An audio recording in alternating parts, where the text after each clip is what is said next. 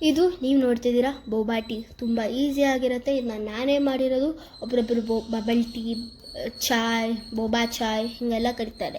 ಇದು ಈ ರೆಸಿಪೀಸ್ ಹೆಂಗೆ ಗೊತ್ತಾ, ಸಾಬುದಾನನ ಗ್ರೈಂಡ್ ಮಾಡ್ಕೊಳ್ಳಿ, ಆಮೇಲೆ ಅದನ್ನ ಜಾರಿಗೆ ಆದಮೇಲೆ ಅದನ್ನ ಪಕ್ಕದಲ್ಲಿ ಒಂದು ಪಾತ್ರೆ ತೊಗೊಂಡು ಅದನ್ನ ಬ್ರೌನ್ ಬೆಲ್ಲ ತೊಗೊಂಡು ಅದನ್ನ ಸ್ವಲ್ಪ ನೀರು ಜೊತೆ ಸ್ವಲ್ಪ ಈ ಥರ ಮೆಲ್ಟ್ ಮಾಡಿ, ಆಮೇಲೆ ಅದು ಹಿಟ್ಟು ಏನು ಗ್ರೈಂಡ್ ಮಾಡ್ಕೊಂಡಿರ್ತಿಲ್ಲ ಹಿಟ್ಟನ್ನ, ಅದನ್ನ ಸ್ವಲ್ಪ ಹಾಕಿ ಕಲಿಸ್ತೀರಿ ಈ ಥರ. ಅದು ಸ್ವಲ್ಪ ಗಟ್ಟಿಯಾಗಬೇಕು. ಆಮೇಲೆ ನೀರು ಕಾಯಕ್ಕಿಡಿ. ನೀರು ಕಾಯ್ತಿರೋವಾಗ ನಾವು ಬಂದು ಅದನ್ನು ಹಿಟ್ಟೇನು ಮಾಡಿರ್ತೀರಲ್ವ ಅದನ್ನು ಒಂಥರ ಒತ್ತಿ, ಆಮೇಲೆ ಚಿಕ್ಕ ಚಿಕ್ಕ ಪೀಸ್ ಕಟ್ ಮಾಡಿ, ಆಮೇಲೆ ಅದನ್ನ ಚೆನ್ನಾಗಿ ಕಲಸಿ ಹೀಗೆ, ಆಮೇಲೆ ರೌಂಡ್ ಮಾಡಾದ್ಮೇಲೆ ಅದನ್ನು ಆ ನೀರಿಗೆ ಹಾಕಾದ್ಮೇಲೆ ಅದನ್ನ ಸ್ವಲ್ಪ ಬಾಯ್ಲ್ ಆಗಬೇಕು. 5 to 10 minutes ಬಾಯ್ಲ್ ಆಗಕ್ಕೆ ಬಿಡಿ. ಬಾಯ್ಲ್ ಆದಮೇಲೆ ಅದನ್ನು ಒಂದು ಪಾತ್ರೆಗೆ ತೊಗೊಂಡು ಅಡ್ಡ ಇಟ್ಟು ಆ ನೀರೆಲ್ಲ ಹೋಗಿಸಿ ಸ್ಟ್ರೈನ್ ಮಾಡ್ಕೊಳ್ಳಿ.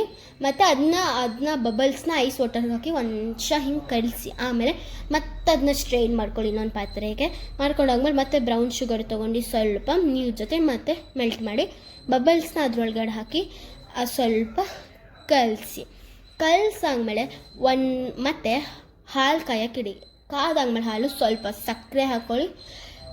ಸ್ವಲ್ಪ ಸಕ್ಕರೆ ಹಾಕಿ ಕಮ್ಮಿ ಹಾಕ್ಕೊಳ್ಳಿ. ಇಷ್ಟಿಷ್ಟು ಬೋಬಾ ಚಾಕ್ಲೇಟ್ಸ್ ಇರತ್ತಲ್ವ ಅದರಲ್ಲಿ ಸ್ವೀಟ್, ಅದಕ್ಕೆ. ಆಮೇಲೆ ಟೀ ಪುಡಿ ತೊಗೊಳ್ಳಿ. ಟೀ ಪುಡಿ ಸ್ವಲ್ಪ ಕಮ್ಮಿ ಹಾಕಿ, ಅದು ತುಂಬ ಕಾಯಿಸಬೇಡಿ, ಸ್ವಲ್ಪ ಮೀಡಿಯಮಾಗಿ ಕಾಯಿಸಿ. ಆಮೇಲೆ ಅದನ್ನ ಸ್ವಲ್ಪ ರೂಮ್ ಟೆಂಪ್ರೇಚರ್ ಸ್ವಲ್ಪ ಹೊತ್ತು ಬಿಡಿ ಹಾಗೆ.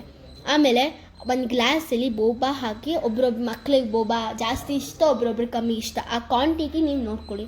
ಆಮೇಲೆ ಐಸ್ ಕ್ಯೂಬ್ಸ್ ತೊಗೊಂಡು ಅದಕ್ಕೆ ಹಾಕಾದ್ಮೇಲೆ ಏನು ಟೀ ರೆಡಿ ಮಾಡಿರ್ತೀರಲ್ವ ಅದಕ್ಕೆ ಹಾಕಾದ್ಮೇಲೆ ಚೆನ್ನಾಗಿ ಅದು ಸ್ವಲ್ಪ ಸ್ಪೂನಲ್ಲಿ ಅದು ಕಲಸಿ ಹೀಗೆ, ಅದು ಬಬಲ್ಸ್ ಮೇಲೆ ಬಂದರೆ ಅವಾಗ ತುಂಬ ಚೆನ್ನಾಗಿ ಬರುತ್ತೆ. ನಿಮಗೆ ಈ ವಿಡಿಯೋ ಇಷ್ಟ ಆಗಿದರೆ ಲೈಕ್, ಶೇರ್, ಸಬ್ಸ್ಕ್ರೈಬ್.